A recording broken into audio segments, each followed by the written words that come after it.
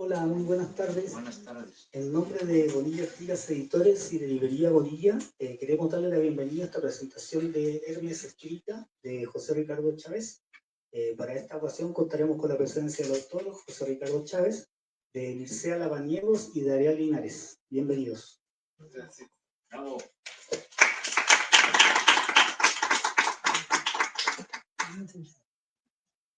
Bueno, pues muchas gracias por estar aquí. Voy a leer un pequeño texto que preparé para la presentación de este libro, Hermes Espírita, Narrativa Esotérica de México, 1870-1930. Y a continuación le pasaré la palabra a Adrián y a ver si después conversamos un poquito con el autor. Quienes venimos de las aulas universitarias conocemos a José Ricardo Chávez como el investigador que ha trazado el puente entre los estudios literarios y la historia de las corrientes esotéricas occidentales de los siglos XIX y XX. Perspicaz lector, agudo crítico y explorador infatigable de las manifestaciones culturales vinculadas al fenómeno esotérico. Desde la publicación de Andróginos, Eros y Ocultismo en la literatura romántica, en 2005 hasta hoy, José Ricardo cumple 20 años de fértil reflexión en torno al lado nocturno de la modernidad occidental racionalista, cuyas fuentes de inspiración comenzaron a difundirse a un público más amplio desde el Renacimiento. Como resultado de estas 2 décadas de labranza, yacen esparcidas cual flores herméticas obras ensayísticas como México heterodoxo, diversidad religiosa en las letras del siglo XIX y comienzos del XX, del 2013, y antologías como Isis modernista, escritos panhispánicos sobre teosofía, espiritismo y el primer Krishnamurti, 1890-1930, del 2020.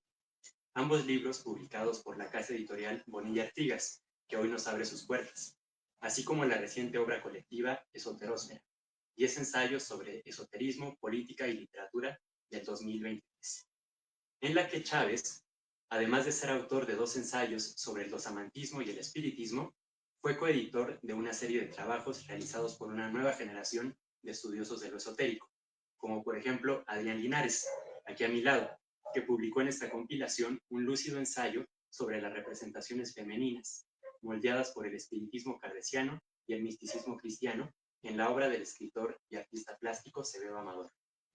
Estas contribuciones al reciente campo académico de la esoterología, importada por José Ricardo al análisis de la literatura hispanoamericana, manifiestan el involucramiento profundo del investigador en el rescate teórico de las ideas difundidas por los esoterismos, así como del contexto cultural en el que se injertaron, ya sea floreciendo momentáneamente, sin mucha repercusión en su medio, o al contrario, alimentando con sus frutos revoluciones y luchas sociales, y sobre todo, irrigando el imaginario de varios actores políticos, intelectuales y artistas de la época. El libro que nos reúne esta tarde mercurial, Hermes Espírita, Narrativa Esotérica de México, 1870-1930, es una invitación a emboscarse en los esoterismos mexicanos de finales del siglo XIX y principios del XX. Emboscarse en el sentido del término que le daba Amado Nervo, es decir, como puntualiza el autor, de internarse en el bosque, ingresar en la selva teosófica, y espírita, habría que agregar. Porque en realidad, bueno, algo que quisiera comentar es que el libro se dedica básicamente a espiritismo y a teosofía, aunque el autor sí menciona en una nota a pie de página que la masonería esas 3 serían como la tríada de corrientes importantes en este periodo entre siglos. Pero como la producción literaria, bueno, más bien la masonería estaba más decantada hacia la acción política que a la producción literaria, se dedica básicamente a espiritismo y teosofía.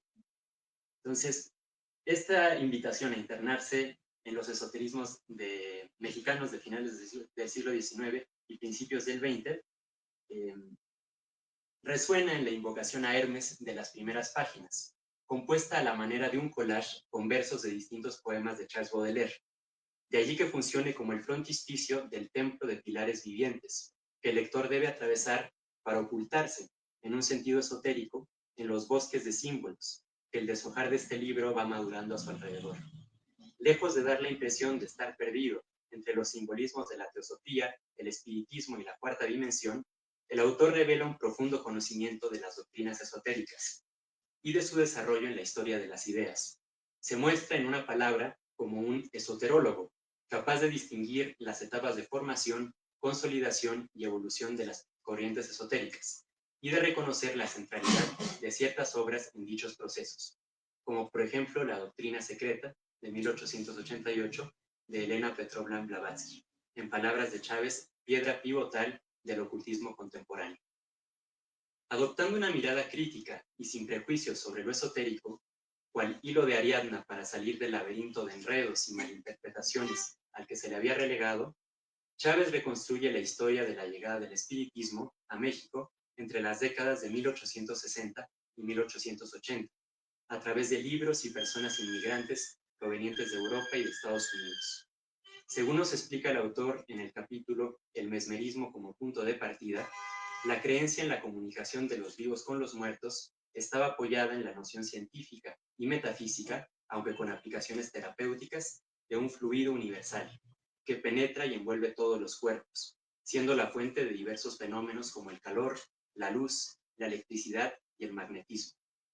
Dicha noción había sido planteada por el científico alemán Franz Anton Mesmer en el siglo XVIII, y sus postulados inspiraron a la filosofía de la naturaleza alemana, al romanticismo y a mediados del siglo XIX al naciente espiritismo, que en plena crisis religiosa y auge del paradigma cientificista auguraba, como describe el autor, una nueva opción que pretendía mezclar la ciencia y la religión en síntesis progresista. Así como a fines del siglo XVIII en Francia, el mesmerismo o magnetismo animal, pese a haber sido descalificado por la medicina oficial, ofrecía para muchas personas una vía seria para explicar las fuerzas que gobiernan la naturaleza y la sociedad. En México, a finales del siglo XIX, el espiritismo iba acompañado de un impulso renovador, con una proyección social todavía de alternativa ideológica y espiritual, transgresora y respetable. En este sentido, personajes como Francisco I. Madero, Felipe Carrillo Puerto y el costarricense inmigrado a México, Rogelio Fernández Güell, fueron representantes de este espiritismo militante, al conducir sus anhelos de renovación espiritual al terreno sociopolítico. De este último, Chávez compila en el libro su novela filosófica Lux et Umbra, de 1911, que retrata la discusión intelectual entre un ferviente materialista y un converso al espiritismo.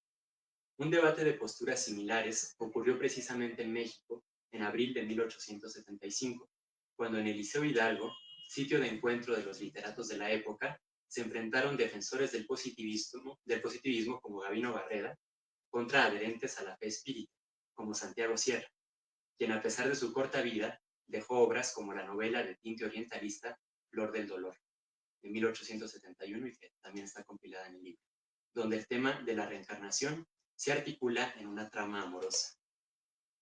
De tal suerte que cuando la teosofía de Blavatsky arribó a México en la última década del siglo XIX, el espiritismo ya había enraizado en los medios culturales de la Ciudad de México, Guadalajara y Mérida, donde se establecieron sociedades que practicaban la comunicación con los espíritus y se fundaron publicaciones periódicas que difundían sus doctrinas e ideales.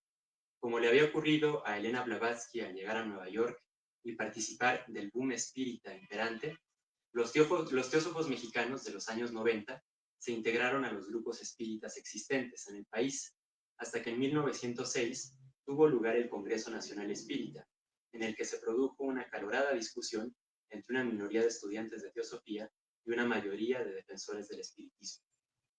A raíz del Congreso, los teósofos se separaron de su corriente hermana para fundar la primera asociación teosófica en México, bautizada como la Logia Aura.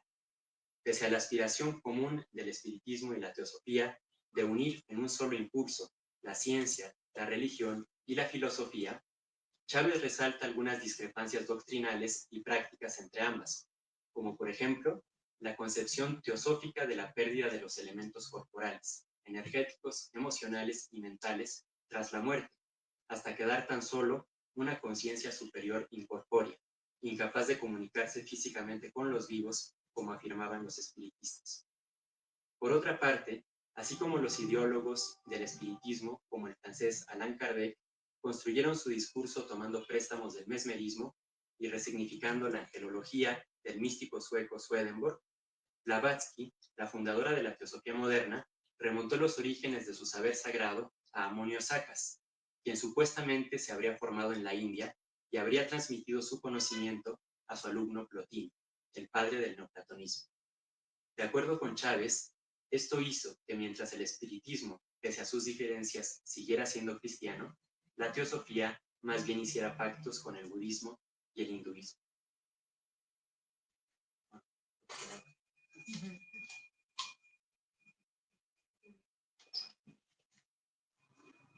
Esta apertura de la teosofía a Oriente, al menos de su primera generación a la que perteneció Blavatsky, resulta significativa para comprender la compleja relación de José Vasconcelos con los esoterismos de su época.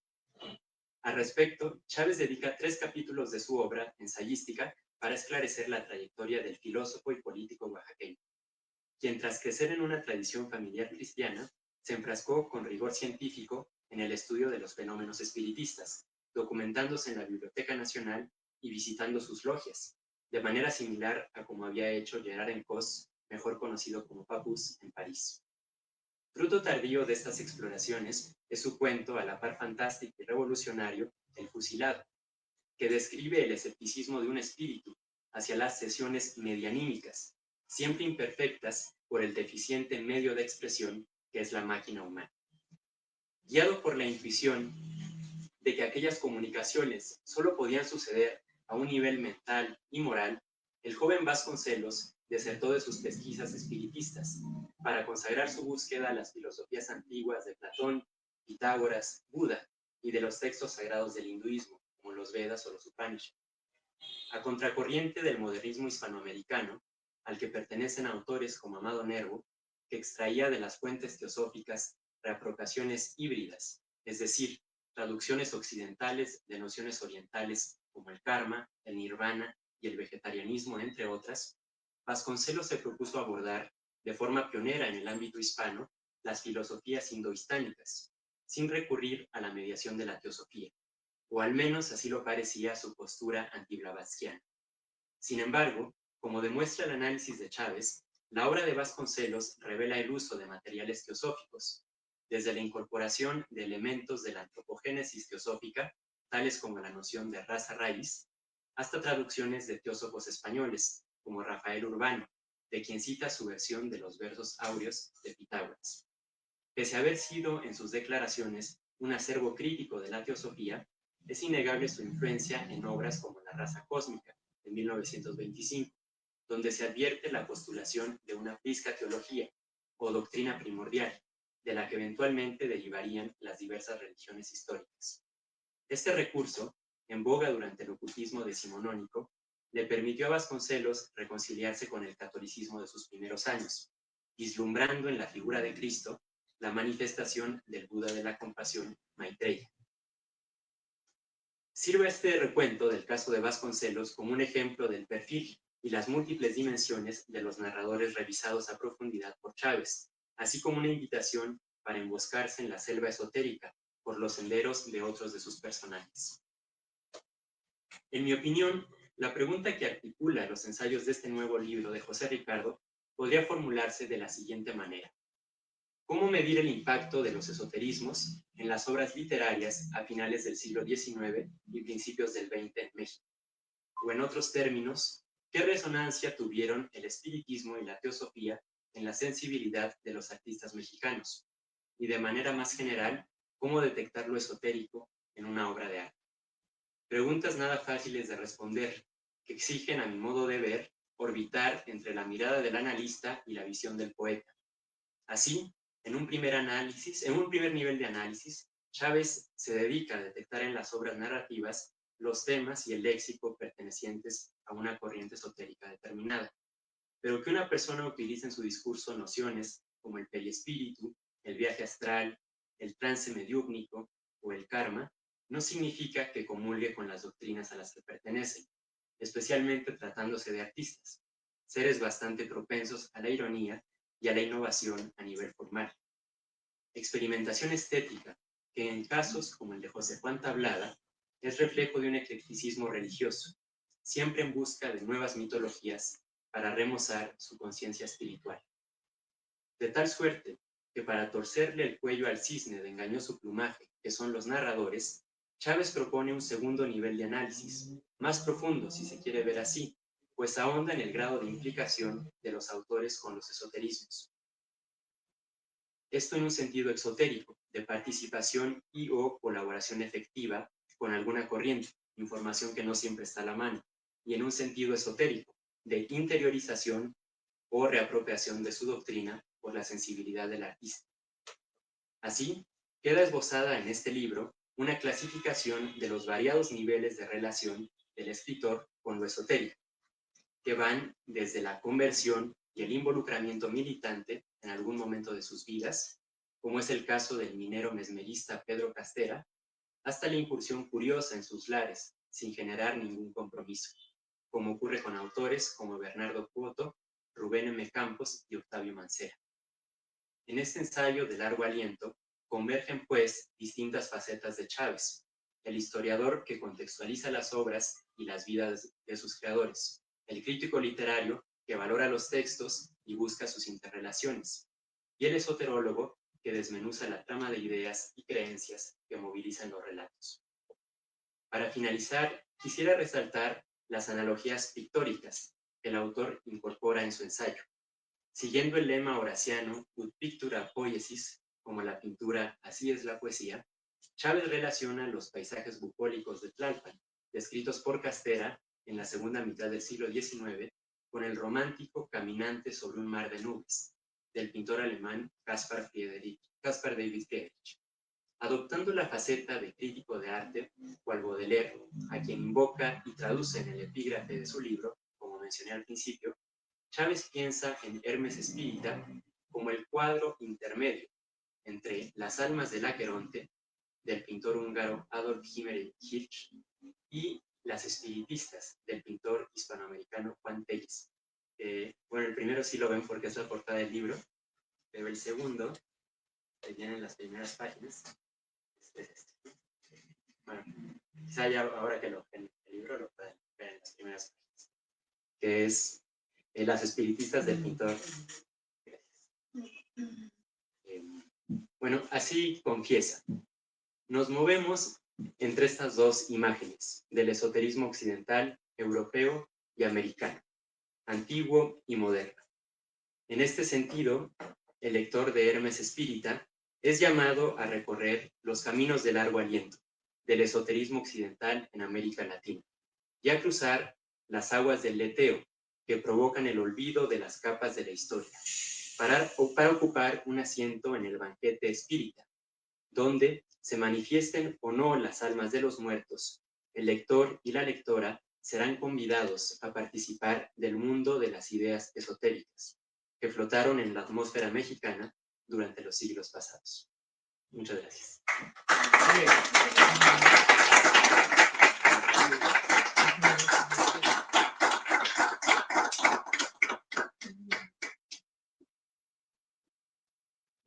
Bueno, creo que ahora es mi turno.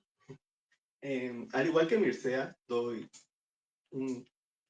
gracias justo a la invitación y a la Casa Editorial Bonilla Artigas por brindarnos este espacio para comentar el libro del doctor José Ricardo. También preparé un texto al que daré lectura y espero les guste. En una conferencia presentada por el médico, científico y político español Amalio Gimeno en la Real Academia de Ciencias de Madrid de 1925, este señaló que el misoneísmo, es decir, la reacción de poca tolerancia u odio a la novedad, era la principal causa de la postura, ya fuera desconfiada, temerosa, intransigente u hostil hacia las entonces recientes exploraciones con los médiums como sujetos analizados. Si bien, para las primeras décadas del siglo XX, el espiritismo ya gozaba de un lugar al interior de la arena religiosa, la argumentación de Gimeno pretendía apoyar el naciente campo de la parapsicología, con un interés más por la psique humana que por los espíritus. En la actualidad, a una centuria de distancia, llama la atención que esa percepción negativa, no del fenómeno en sí, ámbito del esoterista, sino de las investigaciones generadas alrededor de este terreno del esoterólogo, sigue existiendo cuando tanto el objeto de estudio como las indagaciones acerca de él constituyen una parcela valiosa para la historia cultural, tal vez una de las más interesantes. De ahí que para la consolidación del esoterismo como asunto relevante dentro de las aulas universitarias, tuviera que pasar por diversos momentos, entre ellos el Círculo de Eranos, hasta alcanzar su punto de consolidación con el especialista francés Antoine Peb, fundador de esta clase de aproximaciones y fallecido hace tan solo 4 años. De hecho, en los estudios de esoterismo occidental, se sabe que un enfoque empírico, no basado en el dogma religioso, pero tampoco en los prejuicios sociales en general y de la academia en particular, puede ser útil para posicionar los distintos acercamientos a los tópicos y prácticas de este conocimiento rechazado por el pensamiento lógico-deductivo racional. Así, el experto logra hacer frente ya sea al olvido, la ignorancia, la sospecha, la malinterpretación, los prejuicios o inclusive la aversión en torno al fenómeno, así como a su beta de estudio. En virtud de esta labor de rescate, restitución y comprensión abarcadoras en el caso del espiritismo, la historiadora de la ciencia, Andrea Graus, propone apelar a la historiografía, la cual, en sus palabras, contribuye cada vez más a mostrar los procesos sociales que han alimentado nuestra mirada actual sobre los médiums y los fenómenos espíritas. Un claro ejemplo de lo anterior es, sin duda, el libro que hoy nos convoca, Hermes Spirit, Narrativa Esotérica de México, 1870-1930, del doctor en literatura comparada José Ricardo Chávez. Escrito desde una disciplina y geografía diferentes a las de Graus, la literatura mexicana de las últimas 3 décadas del siglo XIX y las primeras 3 del XX, pero sin abandonar justamente esa dimensión historiográfica general, pero al mismo tiempo precisa, de las corrientes esotéricas, en mayor medida del espiritismo y en menor de la teosofía, la más reciente producción de Chávez abarca alrededor de una veintena de autores, tanto nacionales como extranjeros, cuya vida y obra muestran el vínculo entre esoterismo y literatura. Con este objetivo en mente, el libro ha sido dividido en 2 secciones, una mediante una concienzuda examinación de sus siluetas, afilaciones y, por supuesto, producciones, y otra a través de una sugerente selección de 17 textos que van de 1869 a 1920. Todos ellos producto de un atento y delicado trabajo de búsqueda, recolección, transcripción y edición, lo cual ofrece al interesado o a la interesada una versión pulcra que respeta su última impresión en la vida del autor o en algunas ocasiones única, cuya fuente está indicada en una nota al pie de página en cada caso. Entre algunos de los literatos examinados y reunidos se encuentran reconocidos escritores de la época como Justo Sierra, Vicente Riva Palacio, José Vasconcelos o Porfirio Barba Jacob. Aunados a nómina de afamados escritores, se hallan también las plumas años atrás apenas vislumbradas, pero hoy con mayor presencia en la crítica y los estudios literarios. Entre ellos, Santiago Sierra, Octavio Mancera, Severo Amador y Rogelio Fernández Bueno.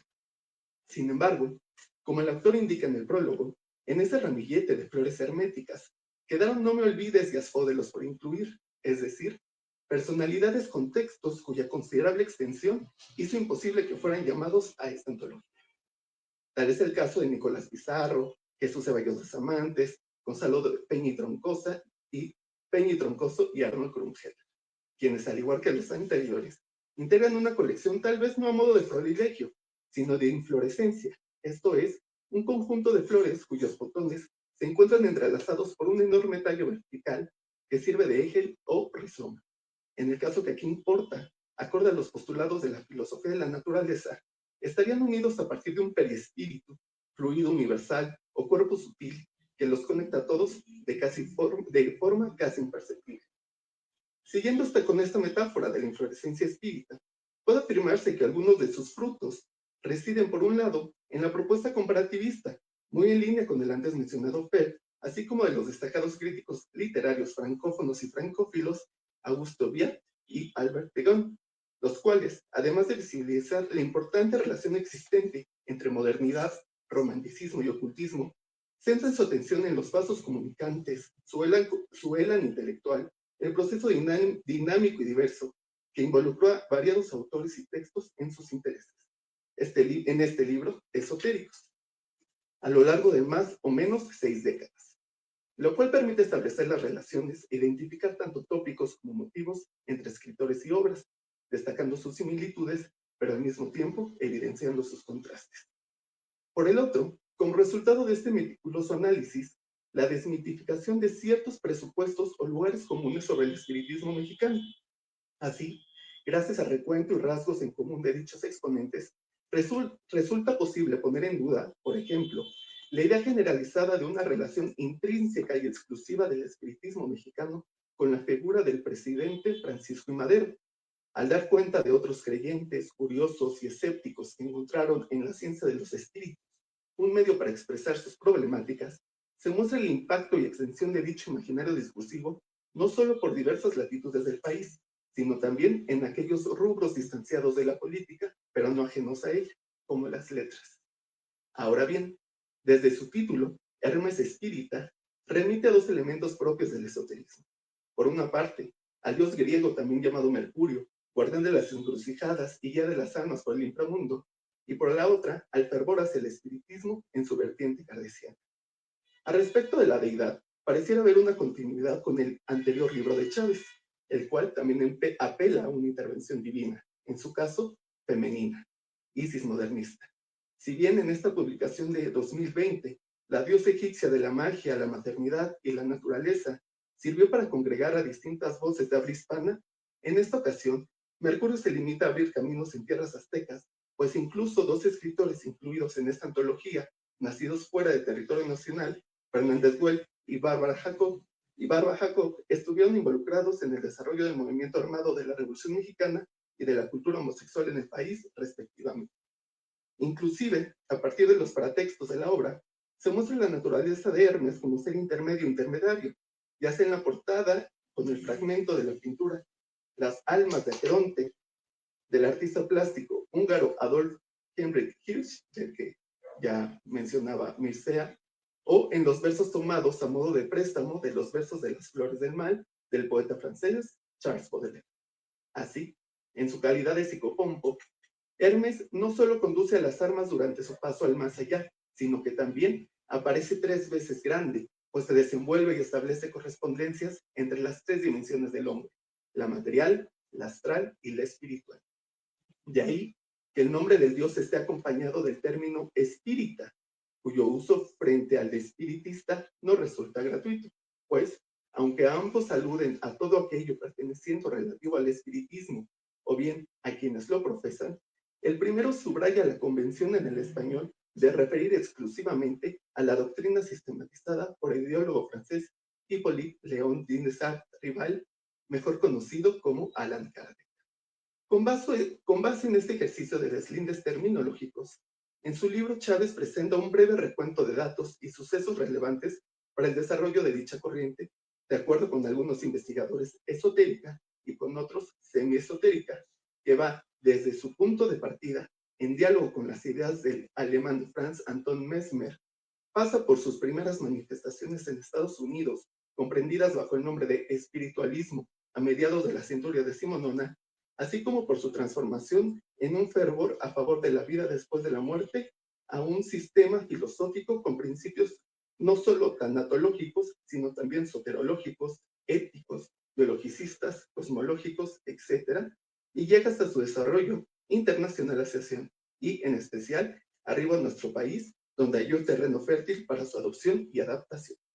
Dentro del marco contextual del México de entre siglos XIX-XX, siguiendo al autor, se distinguen principalmente 2 etapas de la ciencia de los espíritus. Una, a la par de las pugnas y triunfo del liberalismo de 1850-1880, con la instalación de publicaciones y sociedades en Guadalajara, Mérida y la capital, así como con la participación de varios de sus afiliados en el debate del Liceo Hidalgo en 1875, y otra, durante la dictadura de Porfirio Díaz y los albores del levantamiento armado, grosso modo, de 1876 a 1915, con la entrada en la arena religiosa de la teosofía, propuesta ocultista de la escritora de origen ruso Elena Petrovna Blavatsky, también conocida como Madame Blavatsky, cuyas ideas, ampliadas después por Annie Besant y Charles Webster Leadbeater, competían con frecuencia de forma no tan armónica con el espiritismo, al grado de que sus discrepancias expuestas en el Congreso Nacional Espírita de 1906 obligaron a miembros de ambos lados a negar de su hermandad o a convencer a varios seguidores de Kardec de volverse teósofos. Es de notar que en esta primera parte de la obra, el doctor en literatura comparada logra reconstruir tanto el trayecto como el ideario espírita. Dicho de otro modo, esta especie de programa, basado en un conjunto de representaciones históricas, sociales y simbólicas, ancladas a un tiempo y espacios específicos, que ayudan a comprender y aclarar con mayor precisión los fenómenos textuales que acompañan. Esto, me atrevo a decir, sirve de ejemplo o inclusive de manual para todo aquel investigador que, en palabras de Chávez, quien por su parte vuelve a las imágenes de raigambre botánico, quiera adentrarse en la embrollada selva histórica para acceder al árbol genealógico compuesto por las varias corrientes o ramificaciones del esoterismo occidental.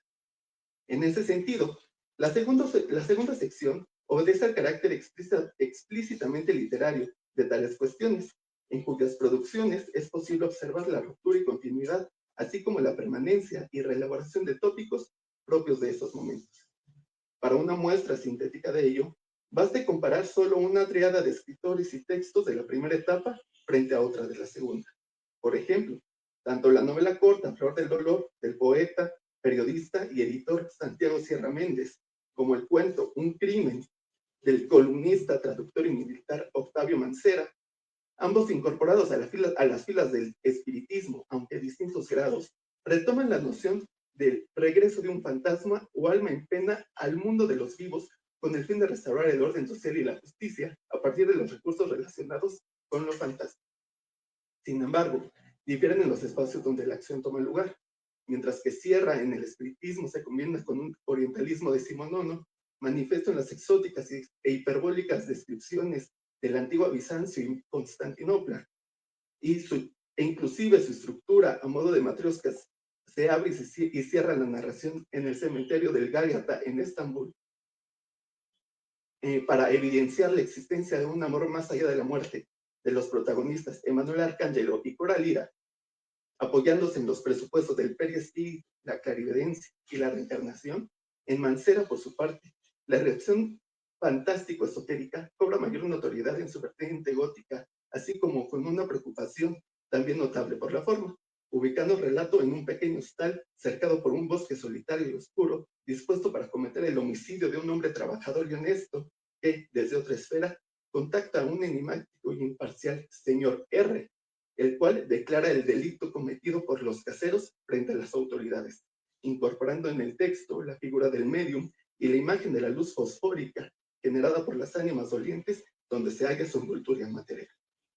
En cuanto a la comparación de entre Un viaje celeste, del minero, literato y divulgador de la ciencia Pedro Castera, y En pleno ensueño, del escritor y pintor y músico Cebro Amador, el primero con participación como médium en las sesiones, pero ambos con ascendencia familiar espírita, exploran el trayecto del alma por el cosmos durante el estado fronterizo del ensueño o la duermevela. Si bien ambos textos están escritos desde una primera persona que fácilmente puede asociarse a sus respectivos autores, se distinguen en su tratamiento. El alma de Castera es motivada por una especie de sonambulismo que propicia la escritura automática, en cambio la de Amador pareciera que por un arrebato casi místico causado por el sopor de la tarde en el terruño, mientras suenan las campanas a la hora del año.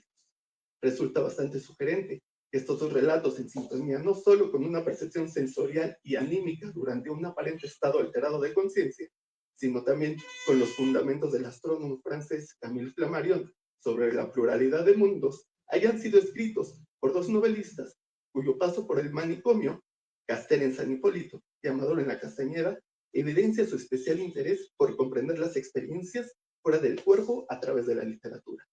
De modo que, en este punto, como bien indica Chávez, advirtiendo una vez más a quien lee de las ideas trilladas o engañosas sobre la materia, no hay que caer en el lugar común de unir espiritismo y locura así nomás, pues entonces también tendríamos que vincularlo en automático con academia, gobierno, periodismo, literatura, como ocurre con otros autores aquí presentes.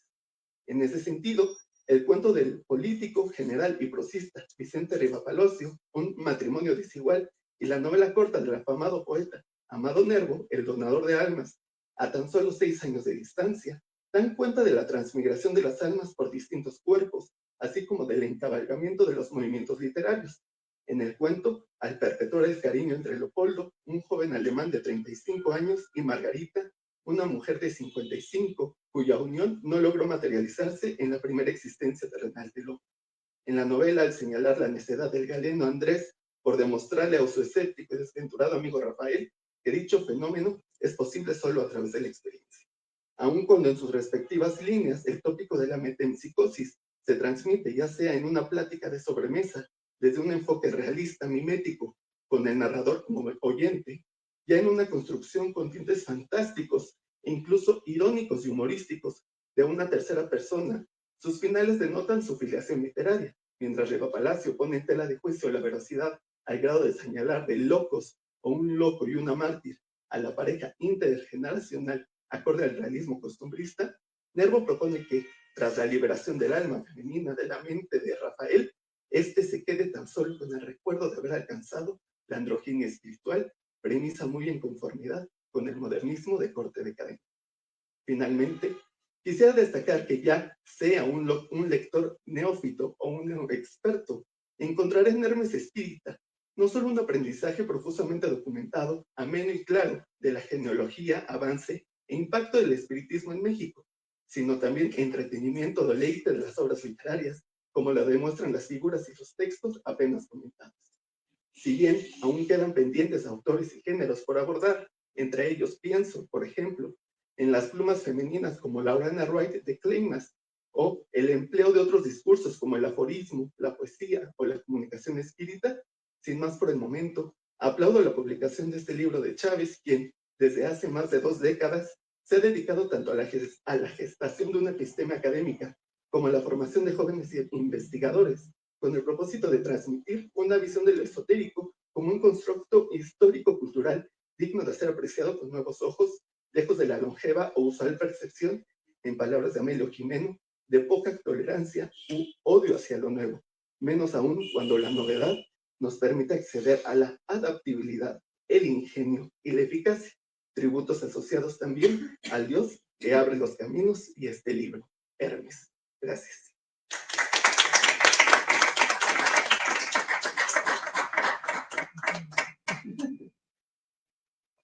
Bueno, pues ahora me toca unas cuantas palabras a mí. Quiero empezar agradeciendo pues, a diferentes personas e instancias, por supuesto a la librería Bonilla, a la editorial Bonilla Artigas, a la editorial de la UNAM, por estar, digamos, cobijando el proyecto de este libro. Quiero agradecer, por supuesto, a los presentadores que tan amablemente han hablado sobre este libro y, por supuesto, también a ustedes como público de tomarse la molestia, de venir hasta acá, siempre en esta ciudad tan complicada para desplazarse. Y bueno, es una actividad que yo en este sentido les agradezco enormemente. Dicho esto, también me queda como decir unas cuantas palabras quizás sobre el libro. En este sentido, como se ha indicado por ambos presentadores, este es el último producto de una serie de trabajos que yo he hecho a lo largo de los años, ¿no?, con la intención de hacer una revisión y una presentación de este fenómeno de lo esotérico en la cultura moderna, latinoamericana, mexicana, y en correlación con la literatura, sobre todo, aunque no exclusivamente. Es decir, es el esoterismo con la cultura en general. Por mi formación particular en literatura comparada, por supuesto, tiendo a darle más importancia a lo literario, pero también he tratado en el seminario que se ha organizado alrededor de este tipo de estudios, de que se vayan incorporando personas que tienen otro tipo de formación y que en ese sentido, que sí tienen interés por lo esotérico como un objeto de estudio, pero con con otra aplicación, ya no lo literario, sino por ejemplo lo político, las ciencias sociales, el arte y demás. Y efectivamente, poco a poco ha habido personas que desde los estudios latinoamericanos o desde las artes plásticas o desde la historia estética, pues van acercándose a lo esotérico. Todo esto tiene como objetivo lograr digamos, un cierto cambio en la mirada habitual, en la mirada dominante en nuestra cultura, que es ver siempre el fenómeno esotérico como una especie de prejuicio, ¿no? Lo esotérico como una especie de una forma de superstición, de ignorancia, de irracionalismo. Los términos podrían multiplicarse y no se trata en este caso de defender o de apoyar lo esotérico, porque yo no estoy aquí eh, como investigador, no estoy desde un punto de vista partidario, sino con la mirada del historiador cultural, la mirada crítica, ¿no? Que busca eh, hacer visible esa dimensión esotérica que siempre ha estado y está en nuestra cultura, pero que este tipo de prejuicios, ya sea racionalistas por parte de la ciencia tradicional o incluso los prejuicios religiosos, por ejemplo, por parte de las iglesias cristianas, todo eso ha hecho que el espiritismo, el esoterismo, la teosofía sean vistos, digamos, como una especie de ilusión. Y sin embargo, todo este campo ha tenido y tiene un impacto permanente en la cultura y está, digamos, siempre reacomodando, modificando, ¿no? Nuestra visión. Basta observar lo que es el cine contemporáneo, basta ver lo que es el cómic, lo que es la novela gráfica, digamos, estos géneros nuevos, donde uno puede ver ya la, la presencia de lo esotérico en una cultura popular. Entonces, claro, no es de decir eso es bueno o eso es malo, sino decir está presente, tiene tales y tales características, no es algo nuevo, es algo que se viene desarrollando desde hace siglos, por lo menos dos de una manera muy fuerte, y que la gente en ese sentido enriquezca su perspectiva histórica y cultural. Creo que si tomamos en cuenta el aporte de lo esotérico a la cultura moderna, entonces vamos también a generar una visión alternativa de lo que es nuestra historia, de lo que son las condiciones en las que nos movemos. Entonces, en ese sentido es que siempre, digamos, yo he promovido este estudio de lo esotérico en la cultura contemporánea. También señalar que sí es la cultura contemporánea, sí es la cultura moderna, pero sobre todo es la cultura hispanoamericana. A mí me ha interesado mucho revisar esta presencia esotérica en el mundo de habla hispana, tanto en España como en América Latina. Porque sí, en los últimos 30 años se ha desarrollado mucho este tipo de estudios en Europa, en Estados Unidos, en Canadá, en Nueva Zelanda, en Australia, pero poco relativamente en el ámbito en español. Entonces, digamos, entre mis objetivos es ver esa problemática, pero en el caso hispanoamericano. Por eso, en este libro me dediqué a un caso específico, que es el caso de México. En ISIS modernista, de alguna manera, la perspectiva era latinoamericana. Por eso, ahí había textos, porque siempre funciona como el ensayo, el estudio, acompañado también de textos de la época, porque me interesa mucho que los lectores de hoy tengan acceso directo a esos textos, es decir, que no se queden solo con lo que yo les pueda decir de una novela o de un cuento, sino que tengan la oportunidad de leer esa novela, de leer ese cuento, ¿no? Y entonces lo reúno en estos libros que funcionan como antología, por una parte, pero también como un estudio académico que va como un ensayo que acompaña a esos textos reunidos. Entonces les decía que en ISIS modernista la perspectiva era más latinoamericana. Los textos ahí reunidos provenían de autores de España, de Argentina, de Costa Rica, de Guatemala, etc. De México también, por supuesto. Pero en en Hermes Espírita, ya lo que hice es quedarme solo con el caso mexicano. Eso era, digamos, donde yo quería finalmente aterrizar.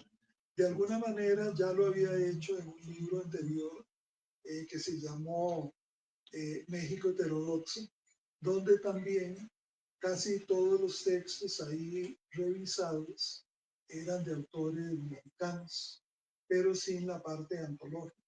Aquí, digamos, es ya un desarrollo mucho más amplio, mucho más detallado que el que yo había hecho en México Heterodoxo, y agregando la parte antológica de algunos de esos textos prácticamente inhallables, algunos de ellos, ¿no?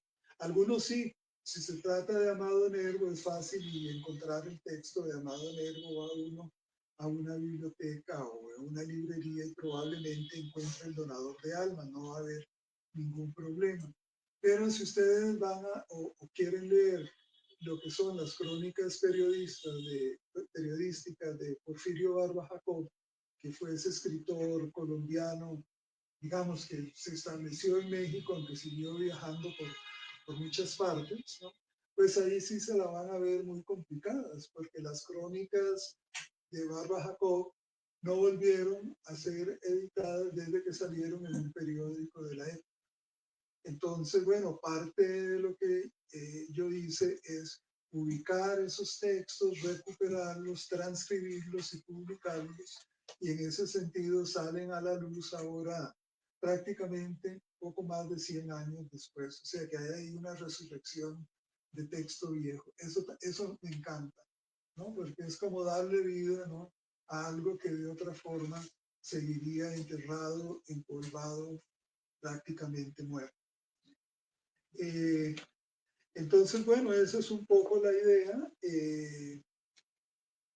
Estoy ahora en preparación de un libro colectivo, donde de nuevo va a haber, digamos, sí un texto mío, sí una presentación, pero también textos de una serie de estudiosos que van también a mostrarle al público nuevas miradas, nuevos autores para ser estudiados, y que espero, digamos, como que eso se consolide a lo largo de este año, y ojalá a finales de este año o principios del otro tengamos un nuevo libro. Entonces, la idea es eso, ir generando este campo de estudio.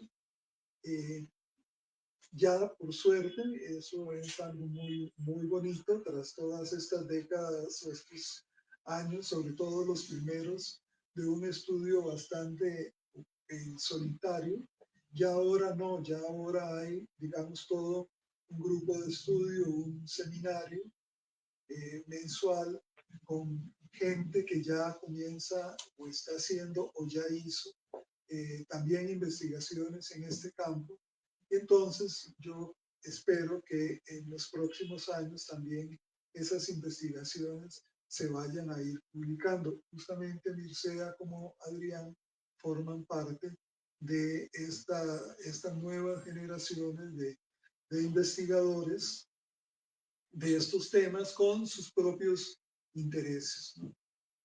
Entonces, bueno, esto es lo que podría yo decir, es como mi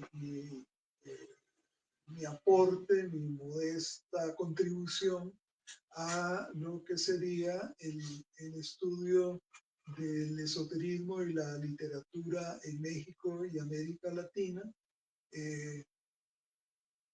visibilizar esas posibilidades de estudio y mostrar algunos resultados que espero que resulten atractivos, interesantes, si no para todo público, por lo menos para parte de ese público.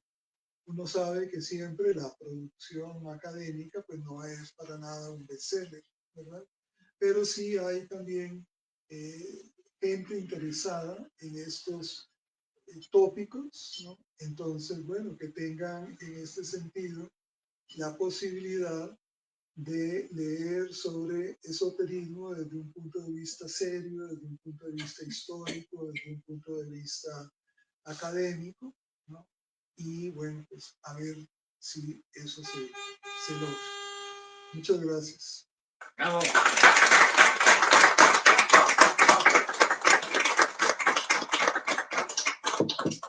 Bueno, aprovechando la coyuntura de que se encuentra acá el autor, Adrián Linares, Industrial Amigos, si alguna persona del público desea hacer algún comentario, consulta o pregunta, hay micrófono disponible.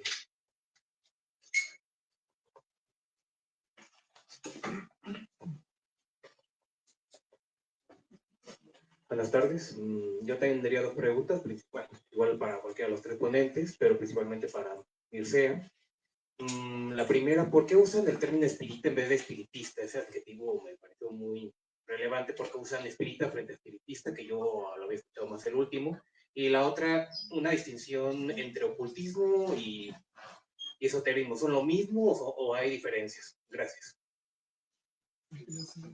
Sí, bueno, en realidad quien lo explicó en su texto fue Adrián, la diferencia entre espírita y espiritista, pero ahorita me corregiré si me equivoco, pero espírita es el término que usaban Allan Kardec para referirse, como digamos el término esotérico hacia adentro, ¿no? Un poco, y bueno, y perteneciente específicamente un espiritista de la corriente de este autor francés, Allan Kardec o de Hipólita Nizar Rival, que fue muy traducido a Latinoamérica, su libro de los espíritus. Entonces ahí el término para referirse, digamos, un espiritista sería espírita desde dentro, que en realidad es la mayoría, por ejemplo, en la literatura que encontramos, es espírita más que espiritista, ¿no? Espiritista ya sería desde un ámbito académico, ¿no? Que nos referimos a un espiritista en lugar de un espíritu.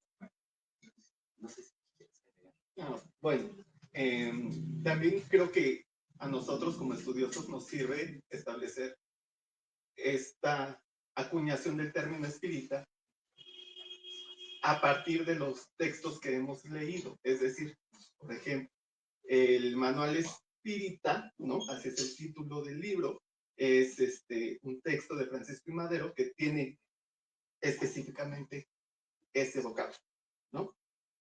Una publicación del siglo XIX también es la Ilustración Espírita, ¿no? Esto nos ayuda a establecer y diferenciar de otros espiritismos o espiritualismos, como puede ser el norteamericano, no gringo, norteamericano, ¿no? Ya más relacionado con el tocar las mesas, ¿no? Como con su propia dinámica que difiere de la beta liderada por Allan Kardec, ¿no? Entonces también como historiográficamente nos ayuda a establecer.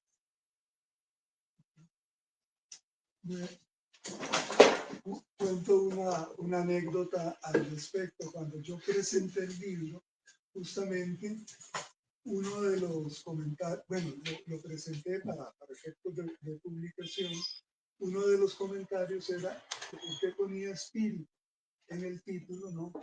Justamente, y no espiritista, sobre todo porque espírita no es un término aceptado por la Real Academia de la Lengua. Entonces, lo que yo le dije es esto que aquí se acaba de comentar. Bueno, es que digamos, en un sentido general, espírita y espiritista son sinónimos, pero también desde un punto de vista de los practicantes, ellos distinguían muy bien dentro de las diferentes variedades de espiritismo, porque el espiritismo no es algo homogéneo. El espiritismo nace a finales de los 40 en Estados Unidos, ¿no? En un cierto contexto religioso que incluso le va a dar algunos rasgos, por eso el espiritismo tiende a ser muy cristiano en ciertas cosas, ¿no? Pero luego el espiritismo salta el Atlántico, llega a Europa y ahí es retomado y cambiado por Allan Kardec. Entonces ya Allan Kardec comienza a hablar de que se trata de el espírita, ya no del espiritista. Y esa distinción eventualmente va a ser asumida por los propios militantes del movimiento. Entonces, en América Latina, uno va a encontrar, como bien señalaba Adrián, una serie de publicaciones, desde el Manual Espírita de Madero, el Siglo Espírita de Fernández Güell, la Ilustración Espírita, que era un libro, una publicación anterior, ¿no? Entonces veo cómo ahí están, ellos mismos están usando ese término. Entonces, un poco digamos, dado que ese espiritismo kardeciano es el que va a tener más influencia sobre los escritores de esta época, es que tomé la decisión de dejar ese término y de paso, pues, hacer explícita ante los lectores esa diferencia entre esos dos términos, ¿no? Que sí son sinónimos, pero que cuando aparece espírita uno sabe que se trata del espiritista kardeciano francés y no, por ejemplo, del espiritismo norteamericano o inglés. Por ejemplo,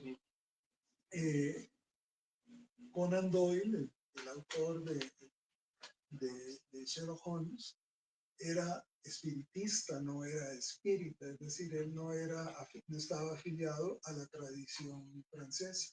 Entonces de ahí, digamos, esos usos, esos matices que de alguna manera quise ya poner desde el título. Pero habías hecho otra. Sí, la distinción entre ocultismo y esoterismo, ¿sería alguna? Bueno, Sí, bueno, en realidad muchos de los textos que revisamos, ¿no? Desde este enfoque esoterológico que, como comentábamos, empieza con este investigador Antoine Febvre del ámbito francés, pero también estudioso de la literatura alemana, que empieza a hacer como una periodización de los esoterismos desde el Renacimiento hasta la época moderna, porque él, bueno, se queda un poquito allí justamente él es el que cuestiona si el espiritismo sería un esoterismo o un semiesoterismo, ¿no? Pero el ocultismo lo encontraríamos, o sea, es decir, en otros textos que no pertenecen a este enfoque metodológico, teórico, el ocultismo casi es sinónimo de esoterismo como palabra. Pero en realidad, dentro de este, bueno, y quien lo ocupa, de donde viene ese término, es de siglo XIX, sobre todo de mediados de XIX hacia fines. Quien lo ocupa es en la obra en la que lo encontramos mucho es en Eliphas Levi, que, bueno, tiene su gran obra es como la historia de la alta magia, y se refiere a ciencias ocultas para referirse a toda una gama de saberes esotéricos que en realidad comprenden desde cábala, el tarot, magia, también ciertas reinterpretaciones del cristianismo desde un ámbito más esotérico, es decir, creativo de alguna manera, y buscando esa homologación de todas esto que él comprende como ciencias ocultas, ¿no? Entonces, el ocultismo es propiamente, desde esta perspectiva, sería el esoterismo de mediados del 19, fines. Justamente es como el humus en el que va a surgir la teosofía, y bueno, y es casi paralelo al espiritismo, ¿no? Bueno, de hecho, Denis Rival sería, digamos, podríamos decir que surge del ocultismo francés, pero donde hay en realidad una diversidad enorme, ¿no? Justo también muy alimentado por el romanticismo, y por un afán, que esto sí que es importante, digamos, de este esoterismo de esa época, que tiene un afán científico también, y esto que mencionábamos varias veces de homologar filosofía, religión y ciencia, ¿no? Como que también es una manera de un nuevo tipo de espiritualidad que busca también ser científica, ¿no? De ahí ese término de ciencias ocultas de Eliphas Levi. Gracias por las preguntas. ¿Quieres agregar algo? Bueno, nada más enfatizar en lo que acaba de decir Mircea, que nosotros, para diferenciar no solo esoterismo y ocultismo, tenemos que diferenciar esoterismo, ocultismo y ocultismo francés, ¿no? O sea, es todavía más complicado, ¿no? Como él mencionaba, el ocultismo sería esta beta científica pasada por el tamiz de la ciencia, la tecnología, ¿no? La modernidad, ¿no? Es decir, la ciencia oculta en la que se recuperan rasgos, no sé, de aparatos como el telégrafo, ¿no? Incorporar esas ideas, ¿no? En su sistema. Y en cambio el ocultismo francés sería una corriente esotérica anclada a un tiempo y espacio específicos, ¿no? La Francia de finales del 19, principios. Bien. Vale. Otra forma de verlo, quizás más sintética, es esoterismo es la categoría más alta, más abstracta, ¿no? Corresponde, digamos, lo esotérico sería entonces un modelo, una visión particular de mundo, con una serie de rasgos que podemos eventualmente rescatar, ¿no? Rasgos como la naturaleza viva, el uso de correspondencias, el uso de la imaginación, etc. Eso sería el esoterismo, lo más abstracto. El ocultismo sería una expresión particular, histórica, de lo esotérico a partir del siglo XIX. Es decir, ambos términos, por cierto, tanto esoterismo como ocultismo, se inventan en el siglo XIX. Antes no existían esos términos. Cuando una palabra se inventa es porque la sociedad tiene necesidad de nombrar algo nuevo, algo que no existía. Y es muy llamativo entonces que sea en el siglo XIX cuando aparezcan por escrito tanto el término esoterismo como el término ocultismo. Entonces, esoterismo es esa tradición o conjunto de corrientes que se mueven a través de los siglos, por lo menos desde el Renacimiento, es decir, desde finales del XIV, siglo XV, XVI, etc., ¿no? Ahí van las corrientes esotéricas, en lo general, ¿no? Y a partir del siglo XIX, esas tradiciones esotéricas cambian, asumen una modalidad distinta, entre otras la de tratar de parecerse a la ciencia, que era el paradigma dominante de la época. Entonces surge también el término de ciencia oculta. Vean ustedes el término ciencia oculta. Antes no había ciencias ocultas, había arte hermético. Entonces el ocultismo es lo esotérico a partir del siglo XIX, si es que lo quiere poner uno fácil, ¿no?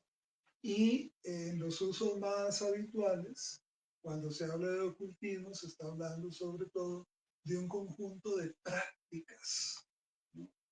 De prácticas que se quieren esotéricas, como puede ser eh, las cartas del tarot, como puede ser leer las manos, como puede ser leer por espejos, la visión extrasensorial, etc. Entonces, el ocultismo o el esoterismo a partir del siglo XIX, o este conjunto de prácticas, de mancias, de formas de adivinaciones, que es lo más usual, que es lo que uno escucha, ¿no? Normalmente. Es que hace prácticas ocultistas, es decir, lee el tarot. Es que tiene, bueno, ahora hay otras expresiones de ese tipo. Entonces uno encuentra en los medios de comunicación, por ejemplo, hacer sinónimo, le gusta lo esotérico y lo místico. Entonces vean ustedes como un término que históricamente no tiene que ver con lo esotérico, en realidad, de pronto, ya en nuestro tiempo, en la cultura popular actual, lo místico, lo esotérico y lo ocultista se vuelve sinónimo. Pero una cosa son los usos populares, coloquiales de esos términos, y otras son los usos que se quieren hacer desde una perspectiva más elaborada, más seria, más académica, ¿no? Entonces es ahí donde el historiador de la cultura debe establecer y hacerlo, las ediciones, por decirlo de esa manera, de esta serie de términos, de expresiones. Sí. Pues yo también muchas felicidades a los tres, y en particular a José Ricardo. También con cuestiones de terminología, quizás valdría la pena que nos aclararan las diferencias entre esoterismo y hermetismo, ¿no? Esa sería la primera duda. Y la otra, me llamó la atención como el énfasis que se da en la escuela teosófica, pero también al mismo tiempo, pues ya ni se habló de Papus, ya habló de Eliphas Levi. ¿No sería quizás también, o sea, porque Blavatsky también participó en la Golden Dawn? Entonces, bueno, yo pensaba, ¿no? En todas estas corrientes esotéricas, en la Golden Dawn, incluso en los Rosacruces, incluso en el Cuarto Camino, ¿no? Estas figuras que tuvieron mucha fuerza en Europa, ¿qué tanto peso tuvieron aquí en la literatura de México? Bueno, vamos a empezar con la segunda parte y luego me recuerdo la primera si se me olvidó. No, aquí, digamos, en este libro yo elegí la teosofía y el espiritismo porque son las dos corrientes más importantes de ese momento. Cuando uno revisa con lo que son publicaciones, autores y demás, esas son las, es decir, a finales del siglo XIX lo que hay es espiritismo. En la última década comienza a llegar la teosofía. Desde principios del XIX estaba la masonería, pero la masonería estaba muy involucrada en la cuestión política. Entonces, no toda la masonería, digamos, que sí tiene una dimensión esotérica, sin embargo, buena parte de sus miembros no funcionaban como esoteristas, sino como políticos, ¿no?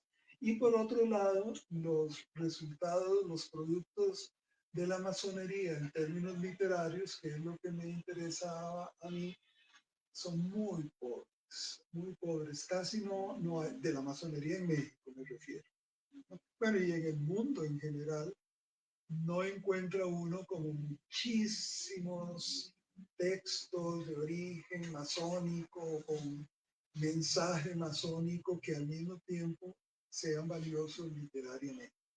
Entonces, bueno, como la masonería ha sido la corriente esotérica más estudiada, ¿no?, por los historiadores en la academia en los últimos años, incluso hay toda una revista, la revista de estudios históricos de la masonería latinoamericana y del Caribe, RENLAC, la pueden encontrar, es una revista digital excelente, ¿no?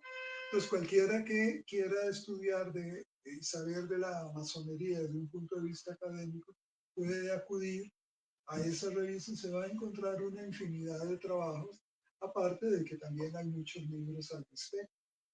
Y yo digo, bueno, si hay tanta gente estudiando masonería, pues qué bueno, eso me alegra, pues ¿para qué le voy a entrar? Y por otro lado, si esa masonería literariamente, en términos de una literatura, es más bien pobretona, pues simplemente la dejo de lado. Me quedo con el espiritismo y la teosofía, que son las dos valiosas para la segunda mitad del 19 y los inicios del 20. ¿No? De esas dos, en el caso de México, la más importante es el espiritismo. Eso es diferente que de lo ocurrido en otros países latinoamericanos, porque uno puede encontrar, por ejemplo, como en España la teosofía fue muy importante y generó una producción literaria fuerte, y más importante incluso que el espiritismo. O en Costa Rica, también lo mismo. Los teósofos costarricenses eh, fueron poetas y generaron poesía y novela y cosas teosóficas, no espiritistas. Pero no, en México la producción teosófica es como posterior o está mucho más acotada, ¿no? Aquí es una particularidad, el espiritismo fue, digamos, mucho más importante. Entonces, dado el periodo que yo había puesto, que era 1870, 1930, bueno, pues ahí las corrientes esotéricas principales eran teosofía y espiritismo. Había otras, sí había otras. Estaba, por ejemplo, el ocultismo francés, la escuela de Papus, pero apenas muy incipiente, muy ligada todavía a la corriente teosófica. No tenía todavía como una personería jurídica particular, no había una asociación papusiana, por decirlo de esa manera, a pesar de que sí había miembros de la escuela de Papus, pero sueltos. Por ejemplo, está el caso de Krumheller. Krumheller estaba vinculado a los medios de Papus, no exclusivamente, y bueno, habría podido ser incluido aquí, pero el texto suyo más interesante para efectos de este libro sería su novela Rosa Cruz, pero es muy larga, ¿no? Si la pongo aquí, son 220 páginas más, no lo podía meter. Entonces, sí había la corriente del ocultismo francés, había esoterismo local mexicano, por ejemplo, una corriente que se llamaba el dosamantismo, por Jesús Ceballos dos Amantes, que era un médico de Nuevo León, que luego genera su propia corriente esotérica, y esa corriente se va a denominar dosamantismo. Y él es básicamente en los años, las dos últimas décadas del 19 y la primera del 20.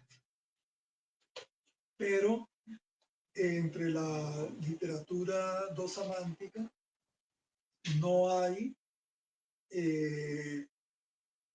un texto breve que yo pueda incluir acá. Hay dos novelas, pero son también extensas, entonces pasa como con Krumheller, no los puedo incluir. Entonces sí, la diversidad esotérica en este periodo es más amplia que teosofía y espiritismo, pero lo más importante son esas dos corrientes. Ya luego, después de los 30, que es el límite superior de mi periodo, comienza una diversificación mayor. Por ejemplo, van a llegar los Rosacruces de amor, los neo-Rosacruces, que son de los 20-30. Ya comienzan a aparecer en el mapa, ¿no? Personajes de la cultura nacional que van a estar vinculados con esos Rosacruces de amor, empezando por Diego Rivera, ¿no? Posteriormente, ya en los 40, 50 vamos a tener aquí el cuarto camino de Gurdjieff, ¿no? Ya tenemos aquí militancia de ese tipo, pero ya son corrientes, digamos, que no entran en el periodo que yo había establecido. Entonces, la diversidad esotérica a lo largo del siglo XX va a seguir creciendo y creciendo.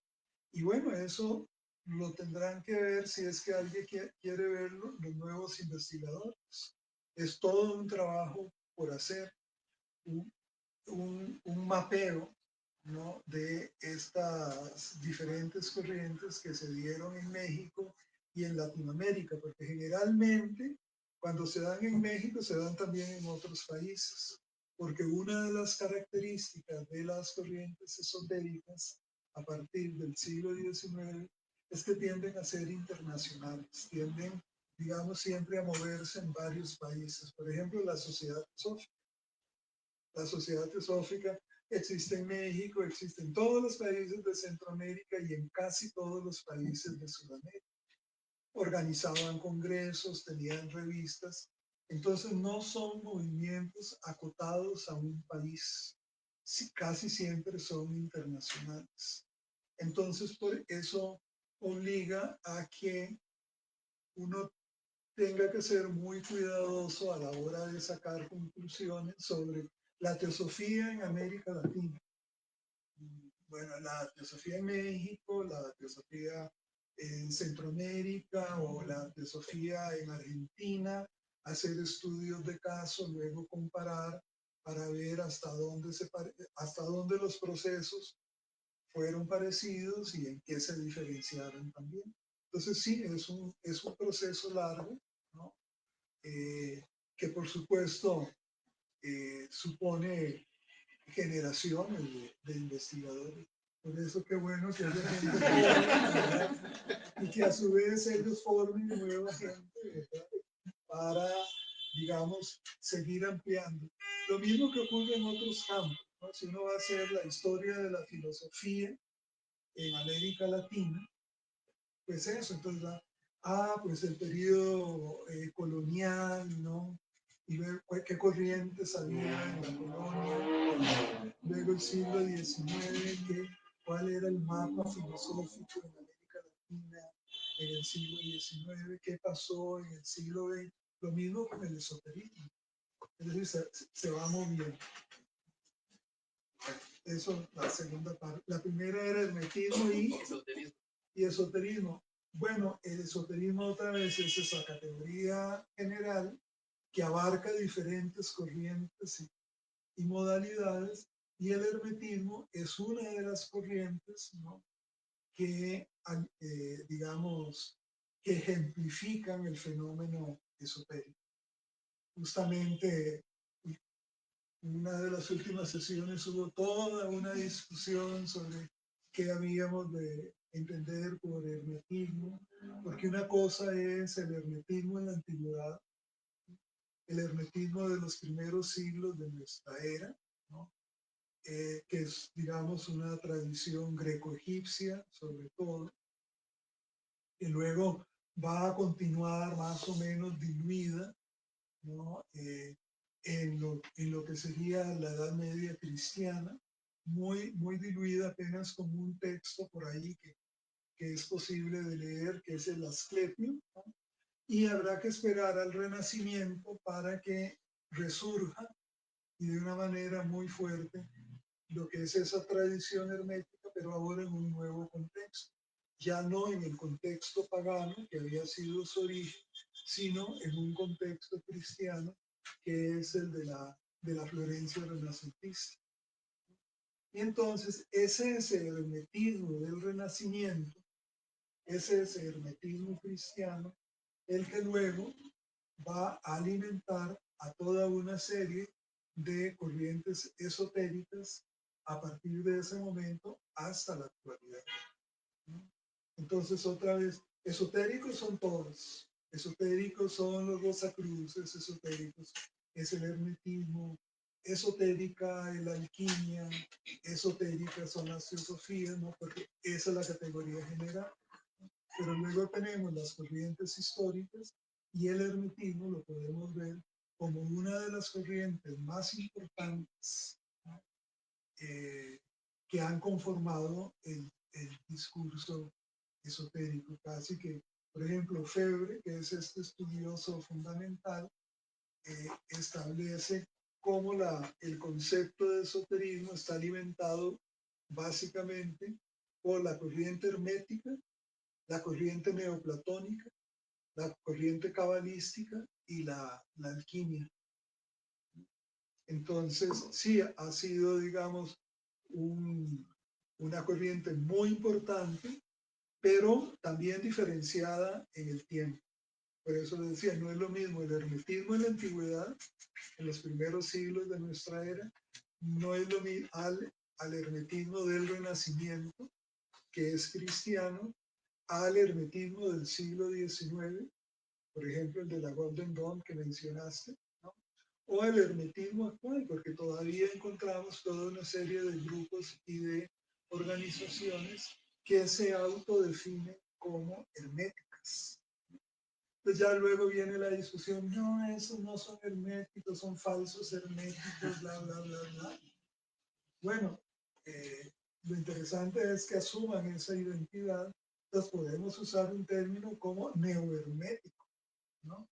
Por ejemplo, para ese texto tan problemático para algunos como es el Kybalión, ¿no? El Kybalión no es un texto hermético por su origen histórico, es decir, si es que entendemos por el origen histórico del hermetismo los primeros siglos de nuestra era. El Kybalión es de principios del siglo XX. De alguna manera busca retomar algunas de las ideas de ese hermetismo anterior de muchos siglos, pero lo lee a la luz de lo que era la mentalidad del siglo XX. Por eso es que uno encuentra en el Kybalión toda una serie de términos que son del siglo XX. ¿No? Pero hay gente que no distingue eso, entonces creen que el Kybalión lo escribió Ernest Trismegisto, ¿no? Y que tiene muchos sí. No va por ahí. Eso no le quita importancia, le da otro tipo de importancia. Que no sea que no tenga 2000 años, no significa que no sea importante. Tiene 100 y pico. Bueno, pero significa una revaloración de toda esa tradición y además a la gente le ha gustado. Los lectores del Kybalión son por miles. Se sigue editando. Creo que acaba de cumplir, no sé, 100 años o algo. Hace poco, ¿no? Hicieron ediciones de libros y demás. Y hay audiolibros del Kybalión y a la gente le encanta y la gente lee o oye eso y dice, ah, sí, ya conozco del hermetismo. Bueno, algo conoce del hermetismo, pero no es el hermetismo de hace 2000 años. Bueno, eso es. Sí, bueno, en nombre de Bonilla Artigas Editores y de Librería Bonilla, queremos agradecer a José Ricardo Chávez, a Mircea Labaniegos y a Adrián Linares por esta presentación de Hermes Espírita. También aquí al público presente, bueno, hay ejemplares del libro sobre el mostrador por si a alguien le interesa y vamos a hacer un brindis de honor por la presentación del libro. Buenas tardes. Bravo.